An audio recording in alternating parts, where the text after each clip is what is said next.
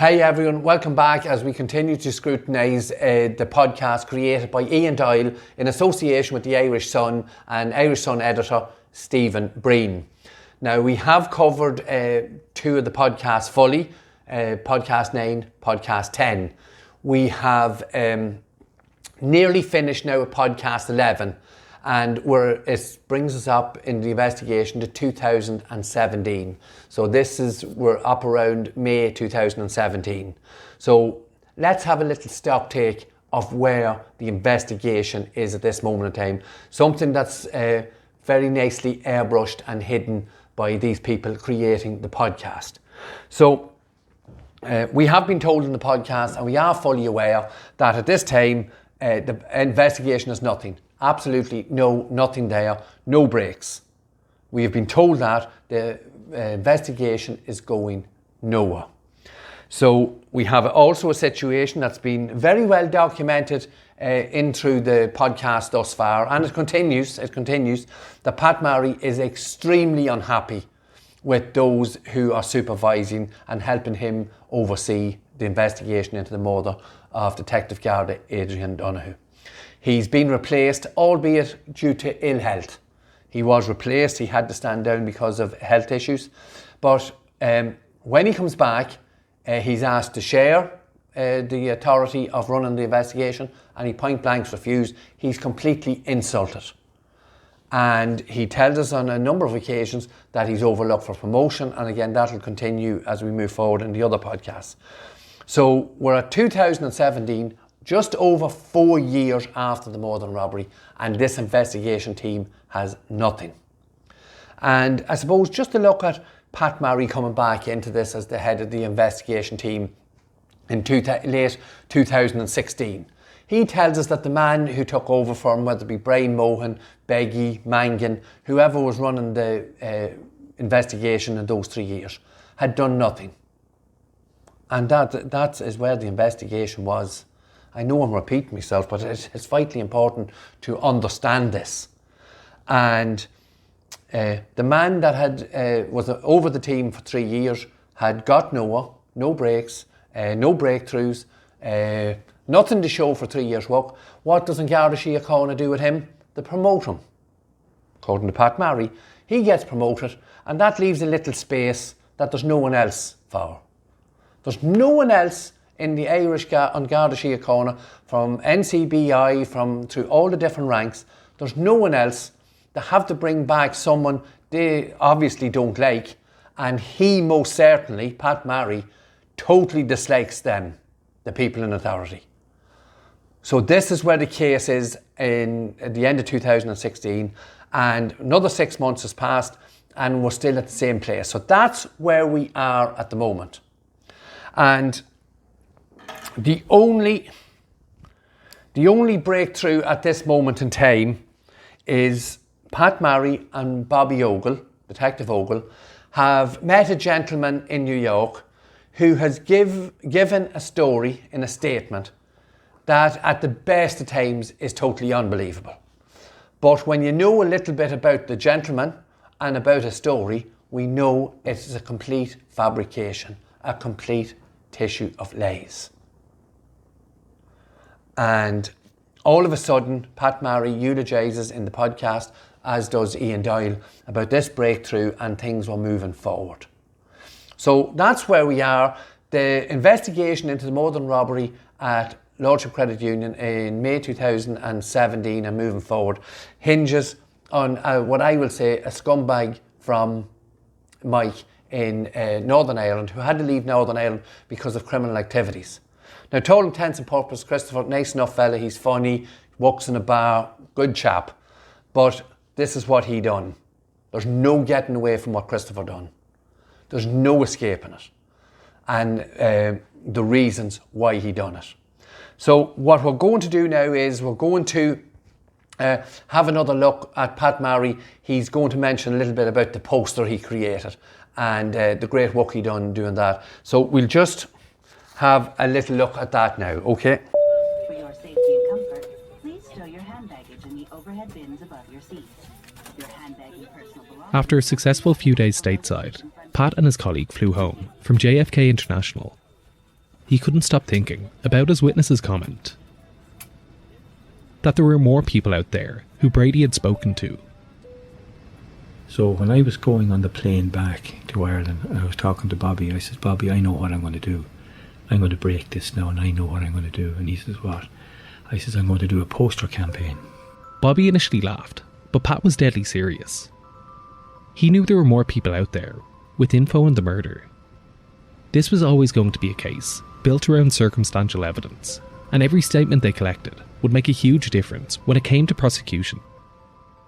And I came back and drew up a poster with two of my superb detectives there, Sergeant Kieran Clancy, Detective Kieran Clancy, who's the incident room manager, and the incident room coordinator, James Doherty.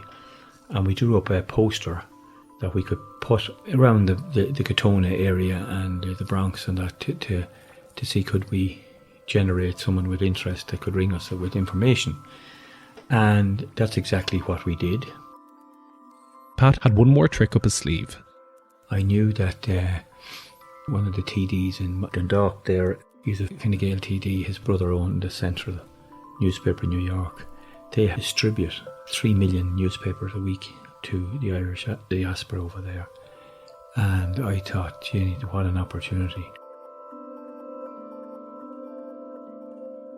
He rang Fergus O'Dowd, the Dundalk-based TD, looking for his brother Niall's telephone number. A call was set up between Pat and the newspaper publisher. I rang his brother and he says, you do up an article and give us a copy of your poster and we'll put it on the front page. And I said, that's grand. Now that was massive. So I went ahead and done this. I went and got the posters printed myself at my own money, and I got Homeland Security to distribute these posters, which they said they would. They went into every shop and pub and every pole in the area of Katona and around that area and put them up. It read, $100,000 reward for info on suspect in Irish cop killing who lived in Bronx. Police believe there is no question that cop killer is known in the Irish community in New York City. I had a burner phone and a number. So we've heard Pat Marry there tell us how the idea for the poster came to him, how the poster was drawn up and then distributed via with the aid of Homeland Security in the Irish diaspora areas of New York, the Bronx, Woodlawns, Katona Avenue, all those areas. And that's fine, excellent idea and good way to get requests for information out. But in the previous video I done in direct relation to the poster and Pat Marry and how it was done, we have to look at the wording on the poster and some of Pat Marry's interview. And you hear it there very, very clearly. And surely people like Ian Doyle and Stephen Breen can understand why Pat Marry was reprimanded by the authorities in America for the wording used in the poster and in the articles, but more importantly in the articles and the way that was done. And the examples are what Stephen Breen said there. There is no question the cop killer is known to those people that live in the Irish areas in New York. That was part of Pat Marry's interview and part of what he said in his statement. And if we look at the poster, I'll bring this up again. The bigger rating there you can see clearly, 100,000 reward for info on suspect in Irish cop killing who lived in the Bronx. So the suspect lived in the Bronx, that's fine. We can understand that. But what was tagged on the top of all these, each paper, each sheet of paper and each page was, if you look at the top, 100,000 reward for info on Irish cop killer in the Bronx. And that came from the irishcentral.com. Like, there has to be some interest in fairness and injustice. And I would ask, I'm sure Breen and Doyle can go to Fergus O'Dowd, the politician in Dundalk, contact Niall O'Dowd and see to the extent and what was questioned by the American authorities in relation to Pat Marry's poster campaign and article in the Irish Central. But there was issues with it because we can see clearly there what Pat Marry is doing. And I can show you now how that bore fruit, because we go back to our friend Christopher the Layer again, when he was being worked on by Detective Phillips. He said during the course of an interview with Phillips in October 2017, something to the words of, when Brady was arrested in May 2017, everyone thought it was because he had shot the guard. It was only when it was on RTE News and the website that there was knew it was for something different. So here we have proof positive of what we and the campaign has said all along. They were creating a narrative that people believed before any trial, before any jurisdiction, or there was any court proceedings whatsoever. Aaron Brady was guilty. And I have said this to you, the public, before. Aaron Brady was guilty before he left New York in the eyes of the media and the authorities, the way they conducted their investigation. And this is on the foot of what I've said at the start of this video. The investigation had absolutely nothing, zero. And all of a sudden, they have the man who shot Detective Guard Adrian Donoghue. There's something seriously wrong here. And as journalists, I would ask you to please question what is happening. We're just going to listen now to another little piece of Pat Marry and how the investigation moved on. And again, how certain aspects and how certain events have been sugar-coated to suit the narrative and the false story that was created by Pat Marry and his cohorts. And I had that number on the poster to ring me, the senior investigating officer. And hey presto, one day it rang, and it was the guy ringing from America. And he says, I'm going to tell you certain things. And he did tell me certain things. There was two names that came up, that people that needed to be spoken to.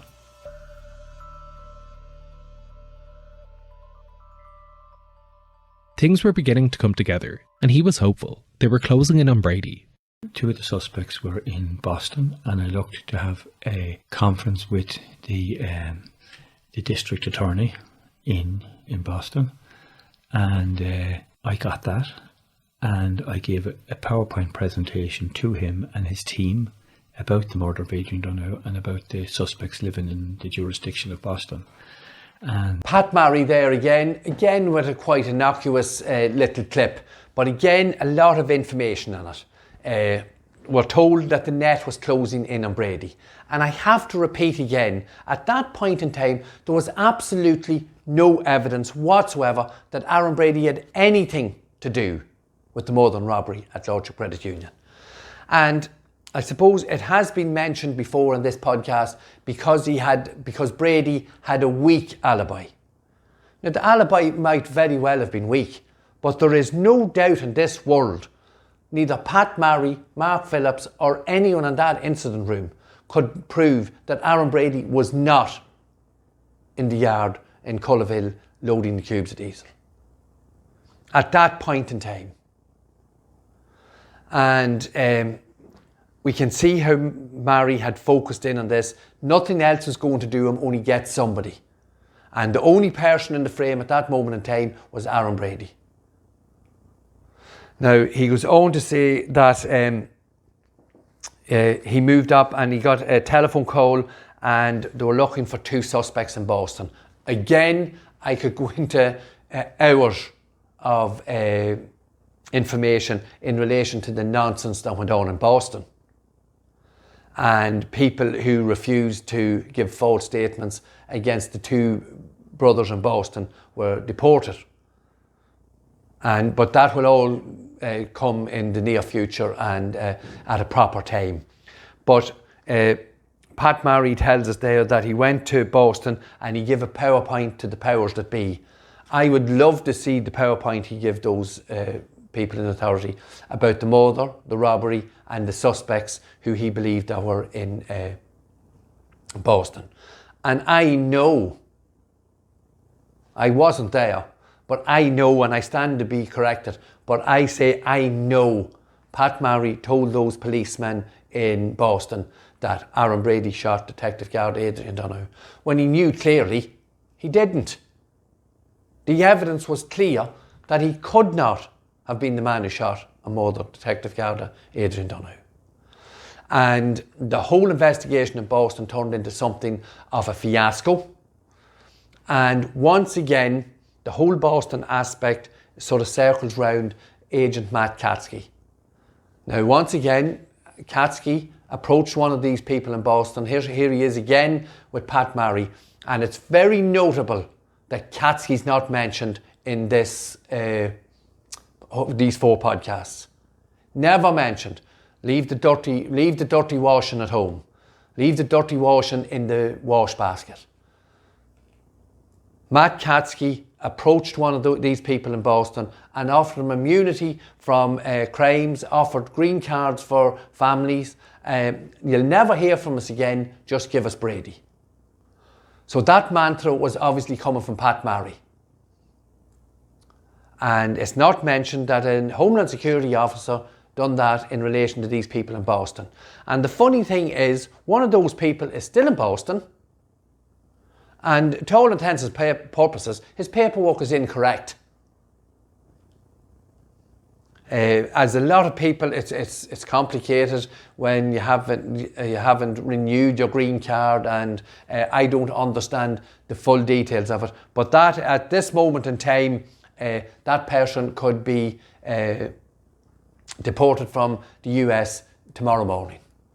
But then again, I'm not sure if the authorities in Boston know, but I hope if some of the authorities and Matt Katsky is watching, we know that that person who's now in Boston, it's impossible. He could not have been in the car park at Lordship Credit Union. CCTV footage and testimony shows it clearly. So that's where we are with another little bit. It only gives a little bit of information, but when we delve down into this attempt to create a story and a backdrop to a false narrative, all these little things do become important. So we're just going to look at one more little piece now in this segment, and it involves the first interaction with the next witness, Molly Staunton. So we'll have a quick look at that now. They were very helpful and said they would progress things as much as they could for us. After the stop-off in Boston, Pat and his incident room coordinator flew to New York. They'd been given a tip-off about a man who knew Aaron Brady well. Because of issues around jurisdiction, Gardaí could only help direct the case. Everything had to be led through Homeland Security with the use of their officers. The only problem was, though, they were struggling to track the man down. He said they'd call his girlfriend, who happened to be Molly Staunton, and see if she knew where he was. And when they called there with Homeland Security, they said that there were Irish police here and they were wishing to speak to your boyfriend, and she sort of, was it to do with the person that was killed, and she came out with this. Molly Staunton was the girlfriend of a former roommate of Aaron Brady's. She was an American woman who had friends within the Irish community around Woodlawn Heights and the Bronx. They said, well, look, do you want to speak to us? And she said, yeah. And she came out and said, yeah, I was stayed in an apartment with Aaron Brady, and he came out of his room one evening crying and going bananas, saying his wife was pregnant, or his girlfriend was pregnant, and he needed to get more money. She told officers that Brady was a wreck, emotionally unstable and clearly distressed. Staunton was worried for him. She didn't think he had the maturity or emotional capacity to care for a newborn. Brady blurted something out that rendered her speechless. That he had to carry around the guilt of having murdered a cop, and that he was the most feared man in Ireland. He said, those guards want me, they'll be fucking after me, I shot that fucking guard, and you know, this type of stuff. In this clip here is the first mention of Molly Staunton and her interaction with the authorities in relation to her involvement in giving a statement against Aaron and then going on to give testimony. And again, an innocuous enough little clip, But when we delve down into it and look at the facts, details, it becomes slightly different. Now, Pat Marry there says, or Ian Doyle says, that they were looking for Molly's girlfriend Thomas, who shared an apartment with Aaron on 28 First Street. And they said that they couldn't find Thomas. Now, at that moment in time, finding Thomas would have been very easy, because if they had Eddie, the two super detectives, New York's finest, Eddie and Jimmy, in round Woodlawns, anywhere in that area, and social media bears this out, Tommy was there to be found. He was actually living with another young man who was deported because he wouldn't tell lies against Aaron Brady. But that's for another day. So they're saying here they couldn't find Thomas, and this is the reason they called to the ex-girlfriend Molly. Now, there would be no reason why Molly would know exactly where Thomas was, because again, there's an underlying issue here with abuse and theft and other issues that in relation to Molly, we don't really want to go public with them because it's not fair on Molly. But we have to believe that these people, a number of them rocked up to Molly's door, living with her granny, asked looking for Thomas. She didn't know where Thomas was, or didn't know that much about Thomas, but hey presto, she knew that they were looking in relation to the murder of a guard in Ireland. Now, I don't know, a lot of this investigation and a lot of this case is based on circumstantial evidence. It's based on very dubious evidence. And I think we can put Molly's initial interaction under dubious. And all I'm going to say at this moment in time is, or I'll ask the question, was Molly Staunton put under some duress or coercion at the door that day because of other ongoing issues? And we'll look at that later on. Of course, there's nothing mentioned there about a man in the kitchen with Molly when she was giving her evidence against Aaron from America, shouting at her and threatening her and telling her to tell them what you're fucking supposed to tell them. So the quality of the investigation and the detail is it is a disgrace. Again, it's only a very short clip, but we could go into much more detail in relation to what is behind Molly's reasons for coming and making a statement against Aaron. And there's a couple of other things there. Now, I'll have to check Molly's statement, but Pat Marry there says, those fucking guards are after me, I shot that fucking guard, this type of stuff. Molly never said that Aaron Brady said that. So again, it's just creating a narrative and changing the story and changing facts. This is not fiction. What happened to Detective Garda Adrian Donoghue is not fiction. And these people are turning it into a soap opera to create a false narrative. Now, I hope this video gives some idea as to the state and the chaos of the investigation. We're at a situation now at the end of 2017, and we have a girl who has possible medical issues and also ongoing issues in relation to an abusive relationship. And we also have a criminal, Delia Christopher, who has come forward and told a tissue of lies. And that's where the investigation was at the end of 2017. And that's the facts and that's the reality. So if Pat Marry himself, because he's retired now, he's moved away, at this moment in time, we can't sue Pat Marry for what he's done to our son because he's retired. He's walked away from all that. So, but he's a lay person. We can come and question anything what we've said. Doyle, Breen can question it. And we do invite you, the public, once again, to question anything we've covered.